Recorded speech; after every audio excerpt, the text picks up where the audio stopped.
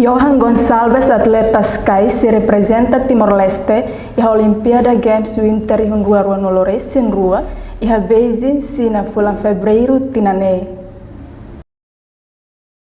Timor-Leste dalla Idatan se participa evento de esporte internacional liu si jogo Olympic Winter nebe halao ia Beijing China loron sanulu resinem fulan fevereiro tinangne. Secretário Estado de Juventude no Desporto Abraham Saldaini no Cosico hato idene ia conferência imprensa quarta-feira semanane hamutu ko ambasador China ba Timor-Leste ia salam CZD Dili. Secretário Estado Abraham no Cosico hateten único atleta ba jogo Olimpiade Winter Beijing tinanriun rua runulu resin ruane se husi França ba Beijing hamutu ko treinador no chefe delegação. Entretanto, husi Timor-Leste se marca presença equipa oficial médico na autoridade desportivo. Pada vez serote usu panaba iksi delegação médico ida, chefe de missão ida, atleta ida ou oficial ida, treinador ida ou oficial ida.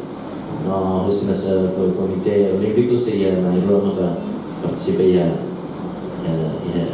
Antes ne atleta Johan Gonçalves representa ona Timor-Leste ia jogo ASEAN no ia Rússia. Entretanto, ambasador China mai Timor-Leste Xiao Jianguo hato parabéns ba Timor-Leste tamba maski usinação tropis bele ia mos atleta Sky hodi hatudu ba mundo internacional. Attach great importance to the preparations.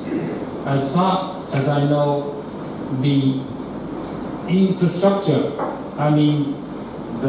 for example, the Olympic winter villages, and also the facilities for all kind of competing games are already ready, and they are now open for the testing period, and they are now ready to receive the first dispatch from other countries to stay in the facilities. The same preparation is that all the necessary logistic support, for example, the sports, the transportation, communication, and also the hotel lounging, all are ready to receive the sports athletes and also government officials.